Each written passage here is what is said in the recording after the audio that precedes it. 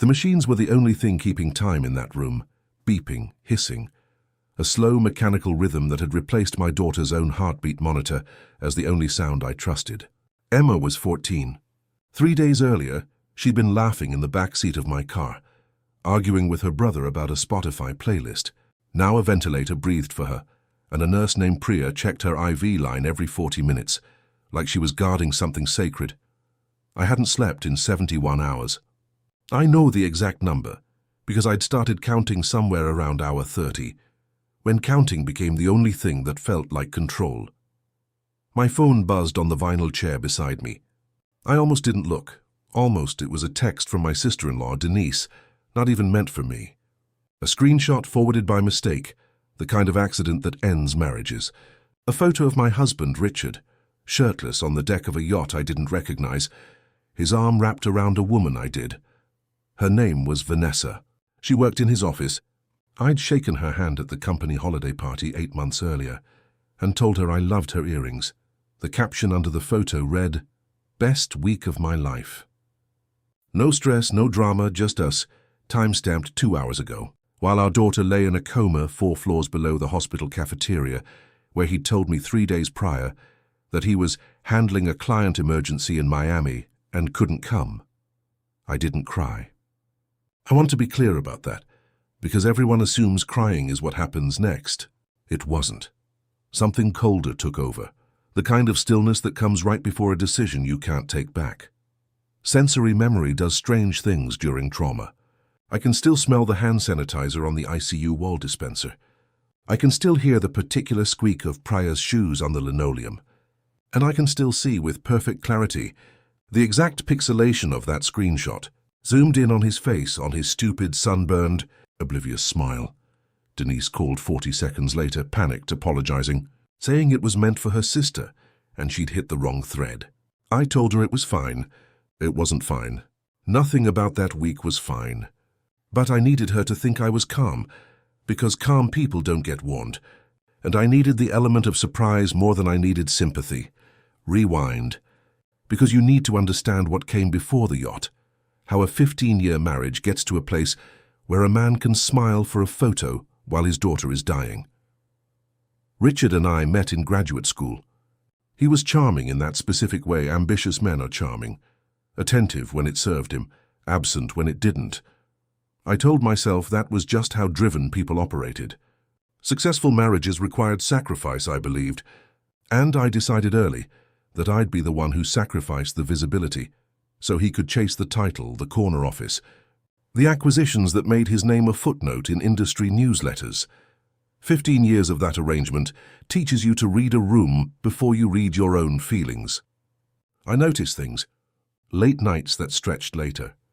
A new cologne I hadn't bought him. Gay password change on the family iPad that he brushed off as IT stuff. Small inconsistencies, easy to dismiss individually. Impossible to dismiss once you start writing them down. I hadn't started writing them down yet. That would come later, in the hospital in a notebook I bought from the gift shop because I needed somewhere to put my rage that wasn't my daughter's bedside. Emma's accident happened on a Tuesday.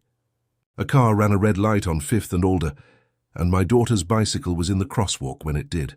The driver was 19, uninsured, and, this detail still makes my hands shake, texting his girlfriend about dinner plans.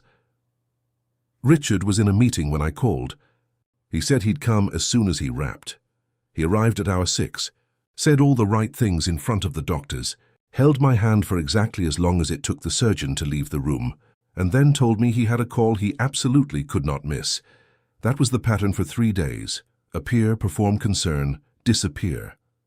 I filled the gaps with denial, because denial is easier to carry than the alternative, and because a mother watching her child fight for a heartbeat doesn't have the bandwidth to also investigate her. Husband Denise's accidental text ended the denial for good. Gift shops in children's hospitals sell strange things. Stuffed bears in tiny hospital gowns. Mylar balloons that say "Get well soon" in fonts too cheerful for the building they're sold in. And tucked near the register, a rack of plain spiral notebooks meant for parents who need somewhere to write down medication schedules. I bought one at 4 a.m. on the 4th day, still reeling from Denise's forwarded text. Because I needed a container for everything I couldn't say out loud yet. The first page has Emma's medication times. The second page has her vitals, copied from the whiteboard above her bed because I didn't trust myself to remember numbers that mattered that much. The third page is where things changed, where I started writing dates next to Richard's absences, cross-referencing them against the credit card charges I hadn't yet fully understood. That notebook became evidence before I even knew I was building a case. Every late arrival, every rushed departure, every excuse that didn't quite match the story he'd given the day before. Patterns are invisible until you write them down. And once I started, I couldn't stop seeing them. Carol, my lawyer, later told me that notebook was one of the most compelling pieces of the entire file. Not because it contained anything a bank statement couldn't prove, but because it showed a timeline of a mother's dawning awareness, written in real time without the benefit of hindsight to clean it up. I still have it. I keep it in a drawer I don't open often, not because I need the reminder, but because throwing it away felt like erasing a version of myself who needed it to survive a week I still can't fully remember. People imagine hospital vigils as dramatic, tears, prayer, whispered promises to a higher power. Mine looked more like exhaustion administered in shifts. Hour by hour, the nurses rotated through checks I memorized without meaning to. Priya at the 11 o'clock round, a quieter nurse named Marcus, who worked overnight and always dimmed the lights a little more than the day shift did, as if he understood that darkness helped some of us cope. A resident whose name I never caught, who checked Emma's pupil response every 4 hours with a small flashlight, I came to both dread and depend on. I ate cafeteria sandwiches I couldn't taste. I drank coffee that had gone cold twice before I remembered it existed. I called my mother once, briefly, because I needed one person in the world to simply tell me Emma would be okay, even if neither of us actually knew that yet. Richard called twice during those first 3 days. Both calls lasted under 4 minutes. Both ended with him saying he had to go. I didn't know during those calls what going meant. I assumed conference rooms. I assumed airports, business hotels, the ordinary machinery of a career I'd spent 15 years accommodating. It never occurred to me, not once, that going might mean a marina, a rented yacht, and a woman half his attention had clearly belonged to for longer than I wanted to admit. That ignorance ended with a single screenshot. And once it ended, it never came back. Grief and fury are not opposites. I learned that in the ICU waiting room, sitting under fluorescent lights that made everyone look half dead, holding a phone with evidence of my husband's betrayal glowing on the screen. Rage wants to be loud. It wants to scream in a hospital corridor, throw a phone against a wall, call the man and demand he explain himself, while your daughter's monitors beep in the background. I understood that impulse completely, and I rejected it completely because loud rage warns your opponent. Quiet rage plans. So I made a choice that night, sitting in that vinyl chair, watching my daughter's chest rise and fall on a machine's schedule instead of her own. Richard would not know what I knew until I had built something he couldn't talk his way out of. Denial had cost me 3 days. I wasn't going to let pride cost me the rest. Lawyers will tell you that timing matters more than anger. Mine, a woman named Carol Whitfield who specialized in family law and had a reputation for representing women who'd been underestimated for decades, told me exactly that during our first phone call, made from a hospital stairwell at 2 a.m. so no one would overhear. Document everything, Carol said. Dates, locations, financial transactions. Do not confront him yet. Do not let him know you know. Financial records became my second obsession after Emma's vitals. Richard had always handled the accounts, a phrase that in retrospect should have alarmed me the moment he first used it. I logged into the joint credit card portal that night and found 4 months of charges that told their own story. A boutique hotel in Napa, a jewelry store I'd never set foot in, flight bookings for 2, business class to a coastal town I'd never heard him mention. Numbers don't lie the way people do. $14,000 over 4 months, funneled into a relationship he'd built in the margins of a marriage he'd let me believe was struggling only from stress, not sabotage. I called my brother-in-law, a forensic accountant, and asked him, casually I hoped, how someone might trace a spouse's business expense account for personal charges disguised as client entertainment. He asked no questions. He just said, Send me everything you have, within a week. That everything had grown into a folder Carol described as the most organized affair documentation I've seen in 11 years of practice. I wasn't proud of that compliment. I was grateful for it. My daughter woke up on day 9, groggy, confused, asking for water before she asked anything else, which is the kind of detail you remember forever. Her first real sentence, once the fog cleared enough to speak, was, "Where's Dad?" I told her he was on his way. That was a lie, and I've made peace with telling it, because a 14-year-old coming back from a medically induced coma does not need to learn in that exact moment that her father chose a yacht over her recovery. Richard did eventually appear at her bedside, flown back 2 days after Denise's accidental text, tanned in a way that looked obscene under hospital lighting, full of performative relief that Emma was awake. He hugged her. He told her he'd been stuck on a work trip he couldn't get out of. Emma, drugged and exhausted and desperate for her father's attention, believed him completely. I said nothing, not because I'd forgiven him, forgiveness was never on the table, but because Emma's recovery needed stability. And stability meant Richard didn't get to see the storm coming until I was ready to release it. Watching him lie to our daughter's face, holding her hand with the same hand that had been wrapped around Vanessa's waist 10 days earlier, was the moment my plan stopped being about revenge and started being about protection. I wasn't just angry anymore. I was building a wall between my children and a man who had proven definitively what he'd choose when it mattered. Secrets are heavy things to carry alone, and I wasn't sure I could hold this one without help. 2 weeks into building the case, I told my parents. My mother's reaction surprised me. No gasping, no dramatics, just a long silence followed by a question that cut straight to what mattered. What does Emma need right now, and how do we make sure she gets it without knowing any of this yet? That became our shared priority. My father, a quiet man who rarely inserted himself into other people's marriages, offered something I hadn't expected. His old law school roommate, now a senior partner at a firm 2 states over, who agreed to review Carol's strategy pro bono, purely as a favor, purely because, in his words, a man who abandons a child in the ICU doesn't deserve the benefit of the doubt in any courtroom. Richard's parents found out differently and far less gently. Denise, still guilt-ridden over the accidental screenshot, told them herself, unable to sit with the knowledge that her brother had chosen a yacht over his own daughter's survival.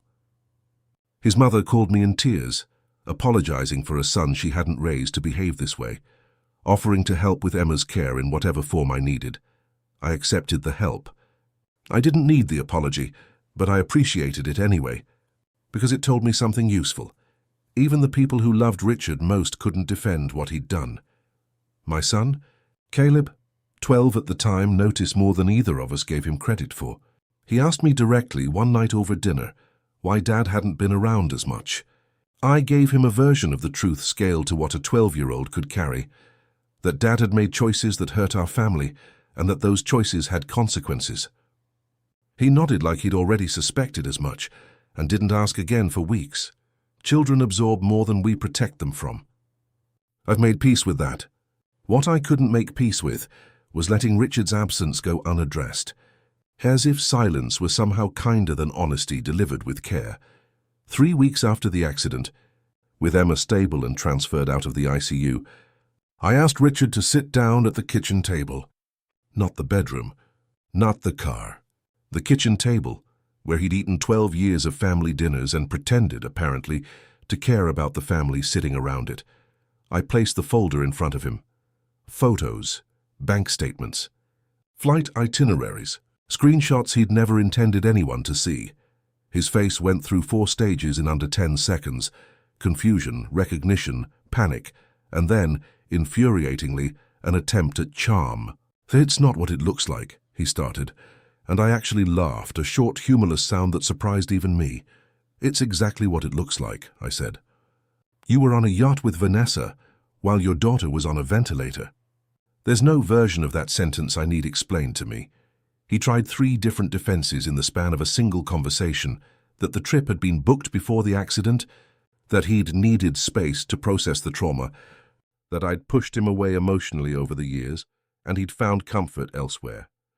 Each excuse landed softer than the last, Because excuses always do when the evidence is sitting between you on the table. I didn't yell. Carol had warned me that yelling gives a manipulator something to work with, a narrative where you're the one who lost control. I stayed level, almost clinical, and told him what would happen next. Divorce papers already filed. Full custody petition, supported by a timeline his own credit card statements had written for him. A forensic accounting report that traced $14,000 of marital assets to an affair he'd conducted for the better part of a year. And a conversation already scheduled with the partners at his firm, because Vanessa wasn't just his mistress, she was his direct report, and their company had a very clear, very public policy against exactly that kind of relationship. He hadn't known I'd found that policy. I'd read it twice, highlighted the relevant clause, and printed it before he'd even sat down at the table. Richard's firm placed him on administrative leave within a week of my meeting with their HR director, meeting I requested under the pretense of a personnel concern, I guess, which was true in the most literal sense possible. Vanessa was terminated outright. Her employment contract had an explicit non-fraternization clause with subordinate reporting lines, and Richard was functionally her superior's superior. The divorce moved faster than either of us expected, mostly because Richard's lawyer took one look at the financial trail and advised him to settle rather than fight. Judges, it turns out, do not look favorably on a parent's vacation photos time-stamped during a child's ICU stay. Carol used that timeline like a scalpel. Precise, unhurried, devastating. I was awarded primary custody. Richard got supervised visitation for the first 6 months, standard visitation after, contingent on a court-mandated evaluation. The house stayed with the kids and me. The vacation fund he'd quietly drained to impress Vanessa became, through the settlement, a fund earmarked for Emma's ongoing physical therapy. Word travels in small industries. Within 2 months, Richard's name had become a cautionary tale at the kind of dinner parties he used to dominate. I heard secondhand that Vanessa moved to another state for a fresh start. I heard secondhand that Richard's new apartment was a 1-bedroom, a significant downgrade from the 4-bedroom colonial he'd once called an investment in our future. I didn't celebrate any of it, not really. There's no version of watching a marriage collapse that feels like winning, even when the collapse is entirely deserved. What I felt instead was something quieter, relief mostly, that my daughter would never again have to wonder whether her father would choose her over his own comfort. I never spoke to Vanessa directly, though I thought about it more than once during those weeks.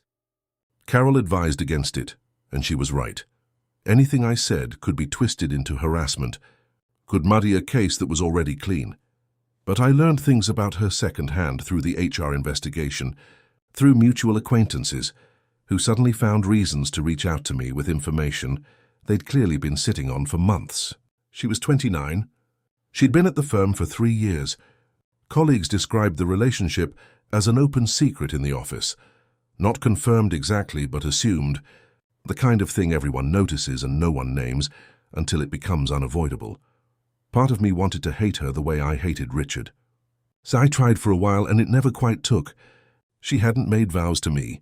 She hadn't sat beside our daughter's hospital bed and lied about a business trip. The betrayal that mattered, the one I was building a case around, belonged entirely to a husband who'd chosen convenience over commitment long before Vanessa ever entered the picture. That distinction mattered more to my healing than I expected it to. Hating a stranger felt like wasted energy I needed for something else entirely, making sure my children never doubted for a single day that their mother had shown up when it counted. Physical therapy became our new normal. 3 sessions a week, sometimes 4, in a clinic that smelled like rubber mats and determination. Emma relearned how to grip a pencil before she relearned how to walk without a limp. And I sat in a plastic chair through every single session, taking notes, cheering the smallest wins like they were Olympic records. She asked about her father constantly at first, where he was, why he wasn't at therapy, whether he still loved her. I answered honestly, in age-appropriate pieces, careful never to weaponize her against him even as I documented, quietly, everything he was and wasn't doing to show up. Slowly, the questions changed shape. By month 4, she stopped asking why he wasn't there and started simply noticing who was. Her recovery outpaced every projection the doctors gave us in that first terrifying week. By spring, she was back on a bicycle. A different bicycle, a bright yellow one I bought the day she asked, because some symbols need to be reclaimed on purpose. I watched her pedal down our street with a helmet strapped tight and my heart in my throat. And for the first time in 8 months, I let myself cry. Not from grief. From something closer to gratitude. Process servers, I learned, don't announce themselves the way movies suggest. No dramatic knock, no line of dialogue worthy of a courtroom drama. Just a man in a plain jacket who asked Richard to confirm his name, handed him a manila envelope, and left before Richard fully understood what had just happened. I wasn't there for that moment. Carol arranged the timing deliberately, at Richard's office rather than our home, so that Emma and Caleb wouldn't witness it. I heard about it later, second-hand, from a colleague of his who apparently couldn't resist sharing the story at a dinner party. The great Richard Ashford, blindsided in his own lobby, reading a custody petition while his assistant pretended not to watch. He called me 40 minutes after it happened, voice tight with a panic I hadn't heard from him in 15 years of marriage. "We need to talk about this," he said, as though the "this" were negotiable. As though enough charm could still undo a folder Carol had spent 3 weeks building. I told him everything now went through our lawyers. Then I hung up, and for the first time since the ICU, I slept a full 8 hours without waking once. There's a particular kind of peace that comes from finally acting instead of merely enduring. I hadn't understood how much of my exhaustion, in those weeks, came not from grief but from waiting. Waiting for the right moment, waiting for enough evidence, waiting for the strength to stop protecting a man who'd stopped protecting our family months before I found the proof. Once the papers were served, the waiting ended. What replaced it wasn't relief exactly, but something adjacent to it.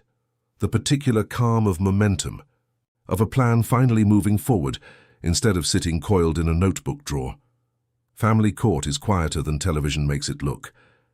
No dramatic outbursts, no gavel-pounding speeches, just a judge reviewing documents with the same unhurried attention Carol had used to assemble them, occasionally asking a question that cut straight through whatever narrative Richard's lawyer tried to construct. Richard's attorney argued that the yacht trip had been planned before the accident and that Richard couldn't have anticipated the timing. The judge asked a simple follow-up. Had Richard attempted to change or cancel those plans once his daughter was hospitalized? The silence that followed answered the question more thoroughly than any testimony could have. I testified for 11 minutes. I described the ICU, the notebook, the credit card statements, the moment Denise's message appeared on my screen. I didn't cry on the stand, though I'd expected to.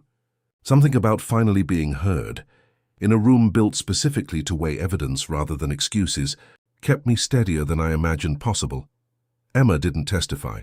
The judge ruled her too young and too recently traumatized to be placed in that position, a decision I was deeply grateful for. Instead, a court-appointed evaluator interviewed her separately, in a small office with soft lighting and a box of tissues placed within careful reach, and reported findings that aligned, unsurprisingly, with everything the financial records had already shown. The ruling came 3 weeks later. Primary custody to me, supervised visitation for Richard, 6 months minimum, contingent on a parenting evaluation and consistent attendance at a co-parenting course the court mandated for both of us. Richard's lawyer called it a reasonable outcome given the circumstances. I called it, privately, the first moment in this entire ordeal where the system finally matched the reality my children and I had been living for months. Revenge stories tend to end at the courtroom door, but life doesn't stop for narrative convenience. Somewhere between the settlement and the school pickup line, ordinary days had to resume. Homework battles, dentist appointments, the leaking dishwasher that needed replacing regardless of whatever else was happening in family court. I went back to work part-time, a marketing consultancy job I'd scaled back years earlier to accommodate Richard's schedule, and found, to my surprise, that clients still trusted my judgment even after an 18-month gap. Competence doesn't expire the way confidence sometimes does. Caleb joined a robotics club that fall, something small and unremarkable that felt, at the time, like the most important thing in the world. A 12-year-old choosing to build something, instead of retreating into the chaos around him. I drove him to competitions on weekends, sat in gymnasiums that smelled like floor wax and nervous energy, and cheered for a team of kids assembling machines out of spare parts and stubbornness. Emma's recovery continued in smaller, quieter increments than the dramatic hospital narrative suggested. A physical therapy milestone here. A school project completed without assistance there. The bright yellow bicycle eventually replaced by a slightly less bright but equally cherished one when she outgrew the first. None of it made for a dramatic ending. All of it mattered more than the dramatic parts ever did. People love a revenge story with a clean villain and a triumphant ending, and I understand the appeal because I lived inside one. But the truth sits somewhere more complicated. Richard wasn't a cartoon villain twirling a mustache. He was a man who made a series of small, cowardly choices that compounded into one enormous betrayal, and the yacht photo was simply the moment those choices became impossible to ignore. What saved me wasn't rage. Rage got me through the first night, but it would have burned out fast if I'd let it drive every decision after. What saved me was documentation, patience, and a willingness to let evidence speak louder than accusations ever could. I think about that ICU room often, the beeping monitors, the vinyl chair, the phone buzzing with a message never meant for my eyes. I think about how close I came to confronting him that same night, screaming in a hospital hallway, giving him every opportunity to spin a story before I'd gathered the facts to counter it. Instead, I waited. I built a case instead of a scene. And when I finally sat him down at that kitchen table, there was nothing left for him to talk his way out of. 2 years later, Emma is 16, walks without a limp anyone but her physical therapist would notice, and has a scar on her hip she calls her warrior mark. She sees her father every other weekend. A relationship rebuilt slowly and imperfectly. On terms I insisted be supervised by a family therapist for the first year. I don't know if Richard has learned anything from what happened. I know I have. I learned that quiet women aren't weak women. We're just choosing our moment. I learned that evidence beats emotion in every room that matters, from a courtroom to a kitchen table. And I learned that the version of yourself who survives the worst week of your life is not the same version who walked into it. The yacht photo still exists somewhere, I'm sure, buried in some old phone backup or forgotten cloud folder. I don't need to see it again. I carry the memory of it the way you carry a scar, not as an open wound anymore, but as proof of exactly how far I was willing to go to protect what mattered, and exactly how little he was willing to sacrifice to keep it. He chose the yacht. I chose our daughter. Only one of those choices built anything worth keeping. Sometimes, on ordinary evenings, I catch myself standing in the kitchen, where I once laid that folder on the table, and I think about how close that moment came to going differently. How easily rage could have taken the wheel before evidence had the chance to. I'm grateful every time that it didn't. If you're reading this in your own version of that vinyl chair, phone buzzing with a truth you weren't meant to see, I won't tell you what to feel. I'll only tell you what I wish someone had told me. Don't confront the fire with more fire. Build the case. Protect the child. Let the truth do what truth always eventually does. Surface undeniable, in a room where excuses no longer have anywhere left to hide.